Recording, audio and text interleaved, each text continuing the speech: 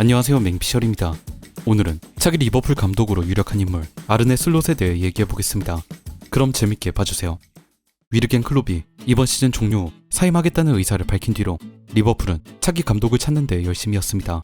레버쿠젠의 알론소, 스포르팅의 아모린 등 새로운 감독 후보들과의 링크들이 있었으나 매물 자체가 그리 많지 않아 선택이 쉽지는 않았는데요.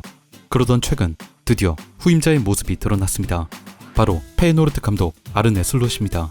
클럽 사이에서 얘기들이 오가는 가운데 슬롯 본인이 직접 나서서 리버풀과 계약하고 싶다며 확고하게 입장을 밝혔고, 얼마 뒤 로마노의 Here We Go가 떴죠. 아시는 분들은 익히 아시겠지만 슬롯은 현재 네덜란드, 더 나아가 유럽 전체에서도 주목하고 있는 45세의 젊은 감독입니다. 대체 어떤 매력을 가지고 있길래 리버풀이 그를 선택했는지 아르네 슬롯이란 인물을 하나씩 분석해보겠습니다. 먼저 슬롯의 커리어를 짚어드리겠습니다. 아르네 슬롯은 2013년 선수 은퇴 직후 곧바로 지도자 커리어를 시작했습니다. 자신을 유스 때부터 키워준, 그리고 선수 커리어의 시작과 마지막을 함께한 지볼러에서 선수 생활을 끝내고 즉시 지볼러 아카데미 코치로 부임한 건데요. 슬롯의 지도자 생활 초창기는 꽤 다이나믹했습니다. 지볼러에서 1년을 보낸 뒤 이제 막 에르디비시로 올라온 승격팀 SC 캄비르로 옮겨 14-15 시즌부터 16-17 시즌까지 3년 동안 있었으며, 슬롯이 코치 생활을 하는 동안 캄비르는 1부에서 2부로 강등, 이로 인해 감독이 경질됐습니다. 이 소란 가운데 슬롯은 짧게나마 감독 대행을 수행해 처음으로 사령탑 역할을 맡기도 했죠. 이후 2017년 그의 지도자 커리어에 큰 전환점이 찾아옵니다. 아제트 알크마르의 부름을 받아 수석 코치로 부임, 욘 반덴브론 감독 휘하에서 팀을 이끌기 시작한 겁니다. 이때 슬롯의 나이는 고작 39세였는데 반덴브롬이 젊은 코치를 선호한 덕에 받은 기회였습니다. 여기서 슬롯은 자신의 전술가정 역량을 본격적으로 개발하고 발휘하기 시작했습니다. 당시 슬롯과 함께 일했었던 관계자들은 하나같이 그가 데이터베이스를 구축하는 일, 새로운 아이디어를 내는 것과 이를 선수들에게 설명하는데 매우 열정적이었다고 증언하는데요. 내가 가장 좋아했던 건 그의 공격적인 사고방식이었다. 아르네의 관심은 오직 우리가 어떻게 플레이하는지, 선수들에게 어떻게 하면 더 명확히 설명할 수 있을까였다. 그는 항상 다른 아이디어를 찾고 있었다. 반덴브롬의 이 말처럼 슬롯은 자신의 전술적 아이디어를 감독과 코치진, 그리고 선수들에게 전달하는 데 집중했습니다. 그의 의사소통은 신중하면서도 명확했으며 이 때문에 선수들이 슬롯을 좋아했다고 하죠. 반덴브롬이 팀을 떠나고 나서 19-20 시즌 슬롯은 아제트 알크마르의 정식 감독으로 부임, 드디어 감독으로서의 첫 발을 내딛습니다. 슬롯의 알크마르는 강력했습니다. 리그 22경기 15승 2무 5패, 아약스에 이은 리그 2위를 차지했으며 이미 해당 시즌에 에르디비시의 강자들 페예노르트와 에인트호번을 원정에서 각각 3-0, 4-0으로 완파했습니다. 리그가 조기 종료되지만 않았어도 충분히 아약스와 우승 경쟁을 겨룰 수 있는 상황이었습니다. 이때부터 이미 슬롯의 행보를 눈에 담고 있던 클럽이 있었으니 바로 기존 감독 아드보카트의 후임자를 물색하고 있던 팀 페예노르트였습니다. 다음 20-21 시즌 페예노르트는 슬롯에게 접촉을 시도했고, 이 사실을 알게 된 알크마르 보드진은 분노, 그를 즉시 경질했습니다. 슬롯 입장에서는 너무나도 불명예스러운 퇴장이었죠. 2017년부터 20년까지 3년 동안 몸담았던 클럽을 떠나 슬롯은 21-22 시즌 페예노르트 감독직에 부임합니다. 이곳 페예노르트에서 슬롯은 지도자로서의 재능을 만개하기 시작하는데요. 첫 시즌부터 유로파 컨퍼런스 리그 결승 진출 성공, 비록 무리뉴의 로마에게 패배하긴 했으나 팬들과 전문가들로부터 매우 좋은 평가를 받았고 리그에선 에르디비시 3위에 등극했습니다. 이 성과를 인정받아 슬롯은 시즌 챔피언이었던 아약스의 테나우를 제치고 에르디비시 올해 감독상 리누스 미엘스상을 수상하기도 했습니다. 그러나 지도자로서의 슬롯의 실력 발휘는 이제부터가 시작이었습니다. 첫 시즌이 끝난 직후 페예노르트는 정말 많은 선수를 잃었습니다. 훌륭한 득점력을 보여줬던 루이스 시니스테라가 리즈로 이적했고, 말라시아는 맨유로, 마르코스 세네시는 보머스로, 임대로 데리고 있던 휘스틸은 에인트호번으로 떠났습니다. 이외에도 좋은 성적의 주역이었던 멤버들이 일제히 팀을 이탈했으며 기존 두 자릿수 득점을 기록했던 선수가 4명이나 떠나 공격에 큰 구멍이 발생할 상황이었죠. 이런 위기를 마주한 슬롯은 발빠르게 움직였습니다. 2001년생 유망주 공격수 산티아고 히메네스, 위리엔 팀버르의 형이자 위트르흐트에서 좋은 활약을 보여줬던 미드필더 퀸턴 팀버르, 왼발잡이 센터백이면서 왼쪽 풀백도 소화 가능한 자원 다비드 한츠코를 영입하고 클럽 유스 클린치 하트만을 1군으로 콜업, 여기에 예전 알크마르 시절 키워낸 제자 우사마 이드리시를 세비야에서 임대로 데려왔습니다. 이 시점 페예노르트는 지난 컨퍼런스 리그 준우승을 거뒀던 때와는 구성원이 대부분 다른 팀으로 변했는데요. 놀랍게도 뛰어난 능력을 가진 감독이 있으면 발생하는 현상 하나가 페예노르트에서 나타납니다. 구성원이 아무리 바뀌어도 굳건한 중심이 되는 감독 아래 일관성 있는 축구, 좋은 축구를 하는 겁니다. 유로파 8강까지 진출해 또다시 무리뉴의 로마에게 가로막혀 4강 진출에는 실패했지만 유럽 대항전이라는 무대에서 준수한 가능성을 보여줬으며 22-23 시즌 에레디비시 조기 우승에 성공. 슬롯은 페노르트에게 6년 만에 우승컵을 쥐어주는 동시에 2년 연속 리누스 미엘스상을 수상했습니다.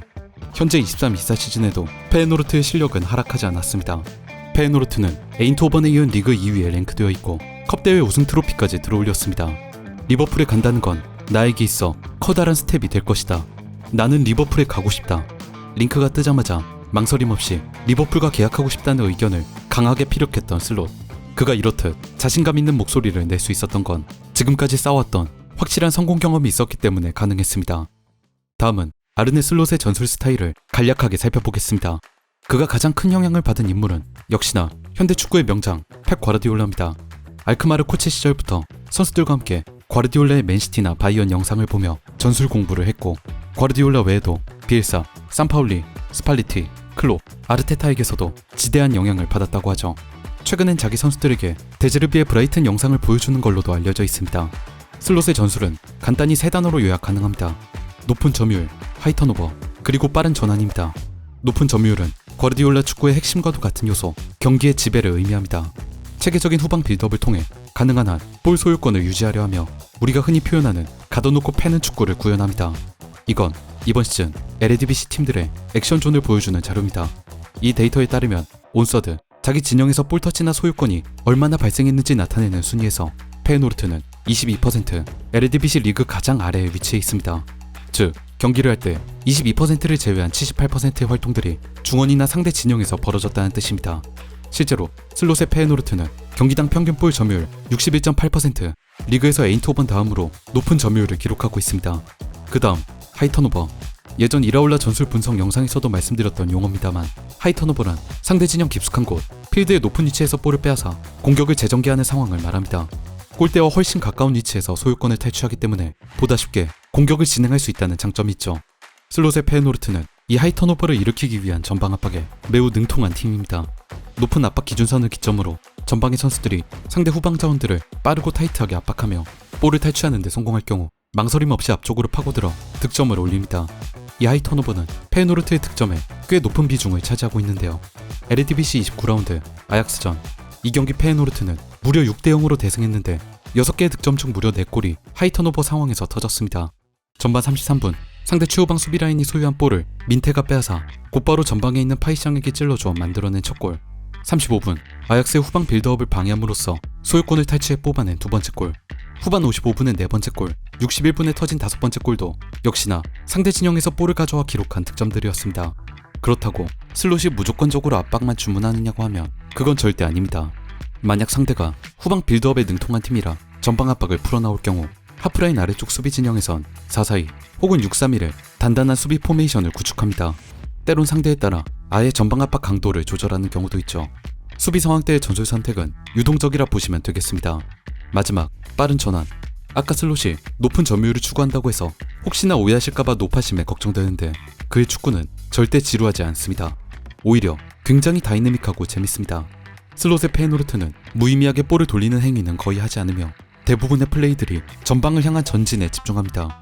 현재 페노르트는 후방에서 빌드업을 하든 아니면 볼을 빼앗아 역습 전개를 하든 쇼패스로 빠르게 상황을 풀어나와 상대 진영을 향해 전진하는 것을 선호합니다.